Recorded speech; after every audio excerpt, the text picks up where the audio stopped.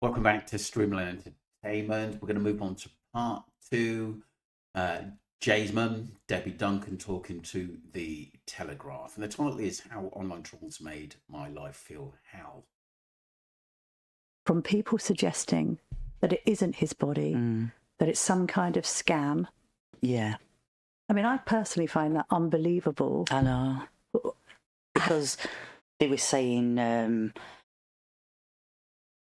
29 days. He was out in the heat for 29 days. There wouldn't have been anything left of him. And I mean, even I was like looking at how bodies decompose, because you were kind of like thinking, well, are they right? But Yes. obviously they weren't right. Well, the pathologist you had, fortunately, extremely capable and professional medical experts who dealt with his body in pathology. Yeah. A point was made, for instance, about how could they tell it was him because of fingerprints, and one particular doctor made the point that, unfortunately, when people pass away, they actually, you're in heat, your hands constrict in and it preserves fingerprints to fight decomposition. So the point is, you know it's your son. Yeah. You're coming to terms with the fact it's your son, which is horrific enough. And then you've got this whole alternative reality being presented by people with no medical or criminology expertise at all. How is this even allowed, Debbie? I mean, I'm an advocate of freedom of speech, but not to the point that people are just talking ill-informed claptrap that compounds the misery of a family coming to terms with the death of a 19-year-old. Exactly, yeah. I mean, I'm, freedom of speech, but it's misinformation. And I think that I've never really discussed that, whether it was Jay or not, but I have looked at what other sleuths were basically saying on TikTok, and that I personally would have wanted to see whether that's my son or not. But obviously, I think the British government would have done their own checks to confirm that was Jay Slater. And I've always said that in my videos. And I think deep down, I think they do realise it is misinformation, like part of the time, but they've just got this importance of sitting there. They call themselves content creators when the content is not backed up with facts. No, keyboard detectives. Yeah, no knowledge. Yeah, but you can say that. But like I said, when you look at the witnesses and what Abe said, Lucy, Brandon, Brad, they're not actually telling us the whole truth either. Detectives, whatever they want to. Well, they don't call themselves that, of course, do they? They call themselves content creators. Was it the same old faces popping up again and again? Yeah, it was. The main ones, yeah. And was there ever any attempt to basically get them to shut up? Because if it were me, I'd be like, doors down, and it's difficult. You flipping out. You do want to go and get revenge, But I've never been one to. I never really used social media, to be honest, like YouTube, TikTok. But flipping heck, it really opened my eyes to this dark side of social media. Just flipping out, yeah. But yeah, same content creators. And then they kind of like one will do a video about a certain thing, and you'll find like the other ones like jump on it as well, and then this one will have the views on some of them, it's like unbelievable, thousands and thousands of views. To be fair, it's not just the people who are making the videos. No, it's those who are liking and sharing and then emboldening them to make more videos. Yeah. They have to be held responsible in some way. Yeah, comments are disgusting. Is the most difficult period then for you, in the context of all this going on online, that year between his remains being found and then the inquest? Because you need some clarity, don't you, about what's happened to your son? Tell me about that period and how you managed that 12 months. It was, I think, from us bringing Jay back to the UK, and then obviously we were busy planning his funeral in August, And then I did have a good relationship with the coroner's officer. So we were like back and forth. And then I kept chasing up the photo because they're very slow in Spain. Yeah. And I just wanted to get my hands on his phone because I wanted to see for myself, you know, his call logs, his messages, and because we'd not actually seen anything of that. The problem is, didn't we hear something on the line that his phone was wiped? And his mum did say earlier on that there weren't that many pictures on his phone, and she thought that there would be more pictures of his holiday. But like I said, if someone accessed his phone, for instance, Lucy, maybe some of those photos he had taken where he was in the mountains previous days could say something, could tell us something else. At that point. So when we went back, we had to go back in November to the courts in Tenerife. That's where we got handed Jay's phone. Mm-hmm. Must have been difficult going back to Tenerife. It was, and then obviously going to the court, sitting in front of the officials, and language barrier that was horrible as well. So, you know, to get translators, and then they handed us this document, and it was like 600 pages of this investigation. And it was like, wow, you know, we've gone from July to November without knowing, you know, what they'd actually done, and they had been very thorough. And you had a lot of your questions answered. We had a lot of questions answered. What did you do, Debbie? Sit down and read it yourselves? Get the lawyers to read? Like, it must have been harrowing. I couldn't wait to read it, and I was Google Translate, like every page Google Translate.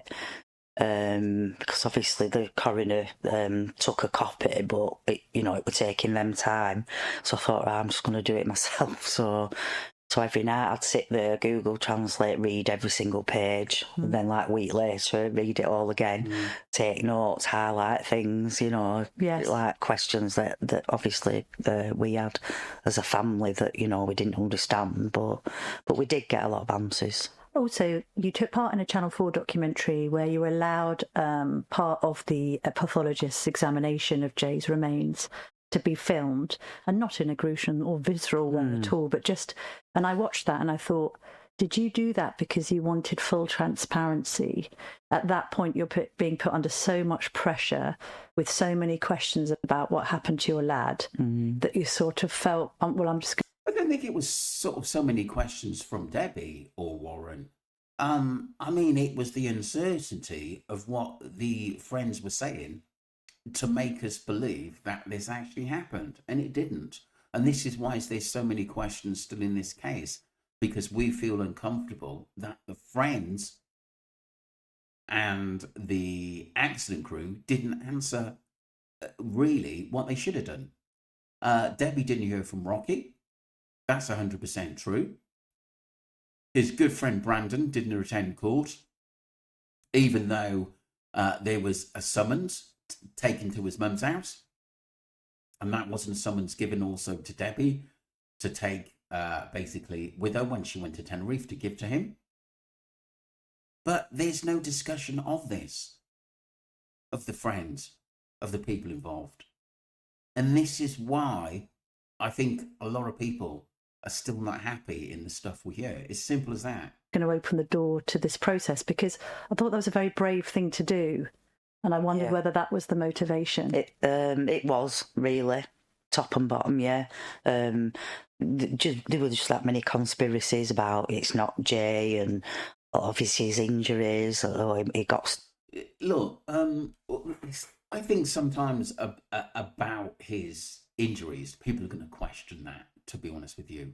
And like I said, Debbie and Warren didn't actually go in to see that, the actual body, even though I think Warren wanted to go in. They didn't actually see it was him, even though I do think that there were thorough checks, and obviously, basically the doctors would have realised, look, you know, this is 100% Jay. To be honest with you, I don't think they could take back just anybody. Do you know what I mean? I don't think that basically I would have said it would have been quite thorough that, but there's still many questions asked about actually what happened to Jay, and this is something which I just want to basically put out there. You know, I've never personally attacked Debbie, but I do wonder sometimes why she didn't ask more questions to the friends, and especially to Rocky and Aya, seeing in their backgrounds. You know, the video, going back to the video, he was stabbed on a beach, and there were one about him being shot, and I just thought, you know what, as awful as it is for us, we need to do it. We need to get the facts out there. So, yeah, it did get the facts out there, but... Yes. A lot of people still, you know, they don't want to believe the facts. Well, this is the other thing. Actually, a verdict of accidental death is recorded. Yeah. And you discover through the course of those 600 pages, but also the coroner's inquest, that unfortunately he tried to make this journey on foot. He didn't have the right equipment. Yeah. It was rough terrain, and he fell. It was a tragic, tragic accident. Comfort or closure, that verdict so difficult to comprehend. Did it help to hear that? It did, and I mean, as a family, we knew that was the only, explanation. Because, I mean, obviously we were there. We saw the terrain. Yeah. We walked some of the path that Jay would have walked. We saw drone footage of the path that, I mean, all these people who say he couldn't have done this, he couldn't have done that. Well, he did, and unfortunately, he didn't make it. I mean, when you stand at the top, you can see the sea. Yeah. And unless you're there and you see it for yourself, yes, you've absolutely, no idea. So he's done that thing of looking and thinking it's not actually that far. Yeah, yeah. Also, like he hadn't slept much. He'd been up. He'd been drinking. Again, I say this. It's all very well. And that's why one of the questions asks: if you'd been up and you'd be drinking, would you would you actually be in the right frame of mind to actually walk that far? You wouldn't. You would just want to sleep and relax. I mean, it's just bizarre that he would make that 2.5 hour walk technically to his death. It just doesn't make sense to me. And I'm going to be honest, I just find it very, very hard to believe that. Well, moralising. This is the stuff that teenage boys do. Yeah. They can sometimes do stuff. Yeah, they can do stupid stuff, but not like that. That later proves to be lacking in judgment, and most of the time they get away with it. Yeah. I think that's why your story has resonated with so many people who are on your side and not on the side of these vile trolls that make things so worse. Yeah. This is every parent's nightmare. Yeah. You can understand how this plays out because we know what young people are like and they think they're invincible, exactly, right? Exactly, yeah. You also had that message that Brad, his friend, had received, sort of with Jay admitting that he was in trouble at that point. Yeah, that was... But obviously one of the big questions is why wouldn't you turn around? Why wouldn't you go back at the end of the day? And Debbie said in early interviews, why didn't Lucy and his friends go and pick him up if they knew where he was?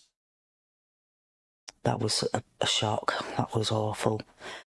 So when we'd been out to Tenerife in the November, got his phone, got the file and everything, we turned his phone on, but we just went like on the call log and we just said, look, we're not going to sit here and go through it all. We'll get back. So we got back, and the day after we went to Zach's. We met at Zach's, and Zach signed into Jay's Snapchat, and obviously Wi-Fi signal. A message sent to Brad. Brad must have had his phone on him at the time. Immediately messaged me, have you got Jay's phone? I said, yeah, we've just signed into his Snapchat. He said, a message has just come through from Jay. And then we looked, and the message said, I'm not gonna make it. And it would just really upset us, But he was lost. Yeah, he was lost. if there was any positive to be had from the coroner's report, is that he didn't actually suffer because he fell and hit his head. Yeah. The thing is, it's not what's being talked about as well. I mean, this is very, very sad. But, you know, if he had his phone, why didn't he phone his mum and said, look, I'm in trouble, before he went off the path? Again, there's so many people, independent witnesses. We know this was June. There were a lot of people up in Masca. Nobody else saw him. That's just bizarre. It just doesn't sit right with me that no other independent witness saw him at the end of this. So there's no other person on that path at all in the Masca Mountains. When I've checked in June, there are absolutely hundreds of people walking around the Masca Mountains. And I've had friends, and Ali's had reporters that's gone up there and said, they're surprised that there wasn't any other independent witnesses apart from Ophelia Ayob and the rest of them that last saw Jay. I just find it odd. I really do. Which again is small comfort, really. Let's move forward to now, Debbie, because you are now calling for something called Jay's Law. Tell me how that would work. What do you want the government to do in response to how you, his friends and the family have been treated by some of these online keyboard warriors? Yeah, so Jay's Law, obviously I've had a lot of support and help from my local MP around this. That's Sarah Smith. So that's Sarah Smith, yeah. I've actually been down to Parliament and had a chat with Sarah. I've also met her at our local office. She set up a meeting with the Secretary of State for our future digital economy and online safety. And we've got a petition that we're waiting to be authorised in Parliament, and we can start to share it. And it's just really about protecting vulnerable families. Yes. That's fine in saying that, and I agree. Some things need to be implemented, but also it needs to be implemented about rugs, about older people taking advantage of younger people, about these youngsters which are coerced into doing bad things because their lives are threatened. Because we know that Lucy, Brandon, and Brad were definitely scared of Ayob and Rocky. There's no two ways around it. They were scared what the older ones would say or do. There's definitely some kind of laws and regulations that should be in there. Sometimes, yeah, I agree, but like I said, I think there should have been a bit of a bigger, transparent conversation about why people go out to Tenerife and what they do. Because, like I said, I'm sure Debbie and Warren are not silly in why some of these youngsters from that area go there. That have gone through, obviously, what we've gone through, because we're not the first family to suffer at the hands of social media. And we just think that, like Ofcom regulate what we can watch and listen to on normal TV. Absolutely. But on these social media platforms, there's just nothing. So it would just be about either changing a law, creating a new law, some legislation around the misinformation that gets spread on social media. Yes. Just to have it removed. I've reported so many things, my friends, family, wider friends, people who just contact me. I get loads and loads of messages. You report it doesn't get removed. No. There's an irony here, isn't there? Because there's been a lot of stories that the Telegraph has done about the police sort of policing our thoughts and our tweets rather than our streets. And yet, in the case, you're not the first person I've spoken to that's been a victim of horrific trolling. Mm-hmm. Nothing seems to be done. No. First of all, why are these people allowed to do it anonymously? Second of all, if they are financially gaining from spreading disinformation, misinformation, and inaccurate information, why are they allowed to continue being platformed by some of these tech giants? I know. It's staggering to think, just reading this here in the notes, over 30 million videos were produced online speculating about Jay's whereabouts and then the circumstances of his death. It's frightening. I know, it's million. That's a hell of a lot, that is. But I think a lot of it, for the trolls and nasty people that come out there were putting out these fake edited videos. That was awful. But like I said, some of the videos that were put out there by Ayub and the ones that are involved as well were edited to make us think something else. And like I said, all you got to do is just take a closer look and actually thinking, why didn't he actually do that? Why couldn't he just come out, be honest, be transparent, and show us the real video who was actually in the car at that time? And this is what makes this case very strange. And also the pictures of Jay being taken by other people as well, which is odd. It's like I said, people are very, very clever these days. Yes, I understand why Debbie Warren accepted the coroner's report. That's fair enough. But like I said, there are a lot of still unanswered questions in this case.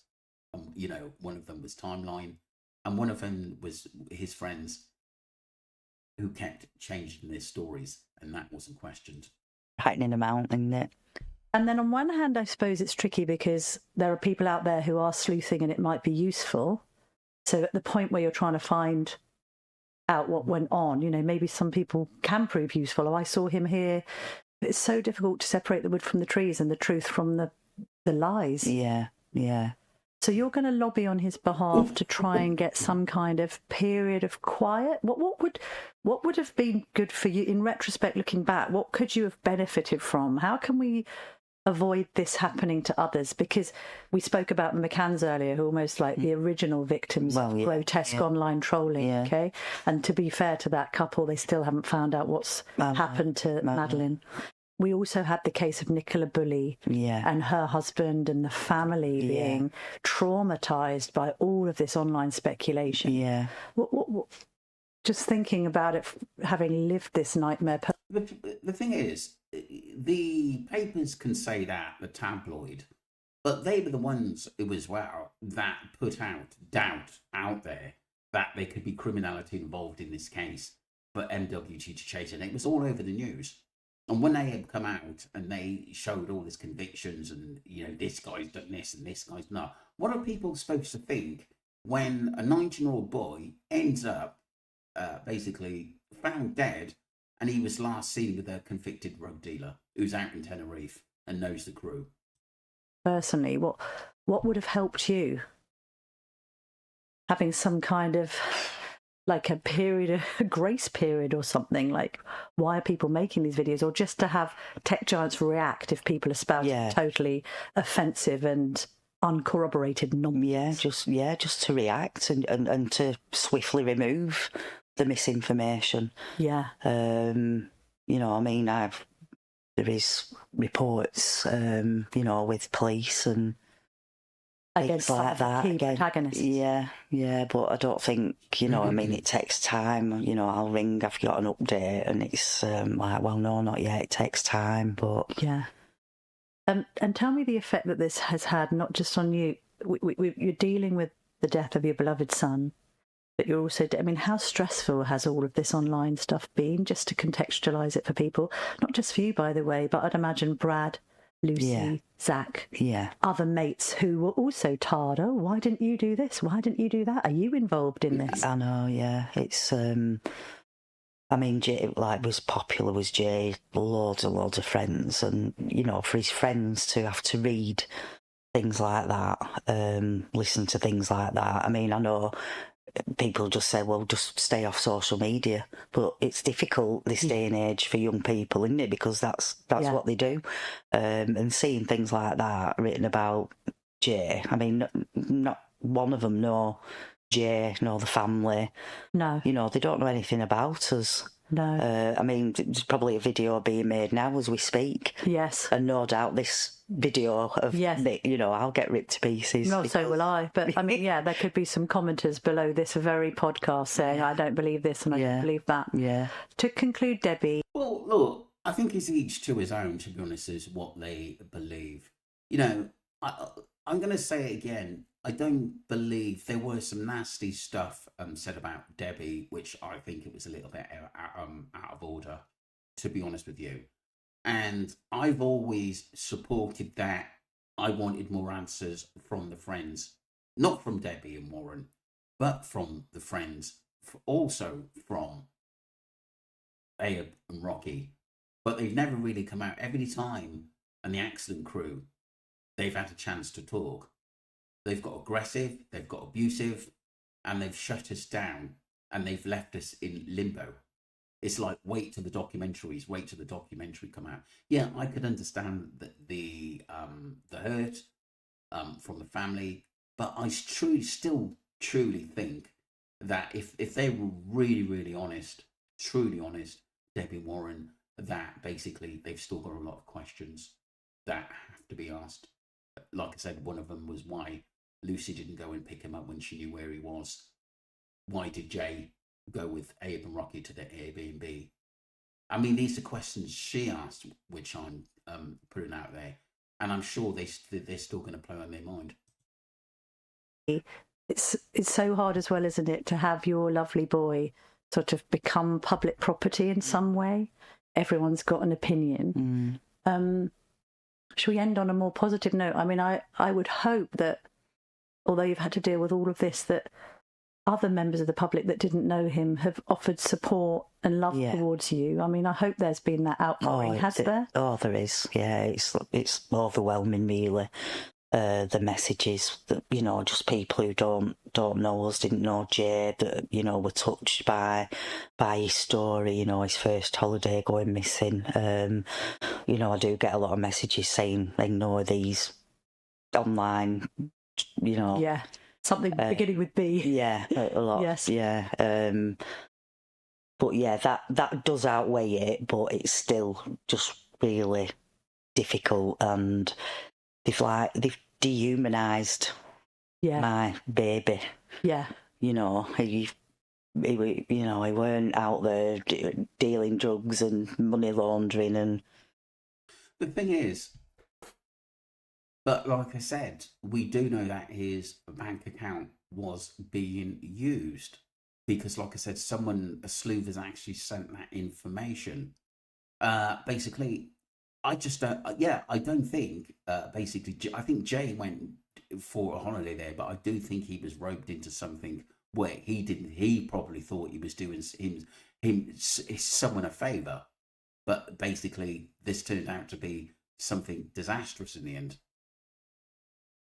Yeah. So no, how easily people forget that every person who might appear in headlines is someone's son, exactly, is someone's brother, is someone's friend. How would you like Jay to be remembered? Just as our lovely looking boy who was so loved, and he gave that love back to us. You know, he was just everything. He was affectionate. He was just everything. I miss him like that. So that was Debbie Duncan talking to the Telegraph there. And like I said, I found it interesting. I did want her to actually just bring up a lot about the friends, that she wanted a little bit more from them. That wasn't put out there, which should have been put in Jay's law. I think Rugg's involvement was said at the end of the day. You know, she admitted in other videos, basically the Channel 4 documentary at the end of the day, that he obviously taken a few rugs at the end of the day. And we've always wondered, you know, why he took so many, when he said basically that day, early evening, that he was going to have a basically an early one. He didn't really want to sort of drink and go out and party so hard, because he's had, he's been doing it the last few days. And so he must have been partying since he first got there. Was it on the 12th or something, 11th or 12th, when he first got there? But like I said, there's still a lot of unanswered questions. And I think if Jay's law is going to become an active, then I think we need to look at a lot of things that hasn't been mentioned in this case as well, including his friends, including Ruggs, and including basically the underworld, which the news had mentioned, the tabloids, and also NWT. And I honestly do think there's something in this. And I honestly don't think that Jay walked into that ravine and then ended up dead. I just don't believe it. I really don't.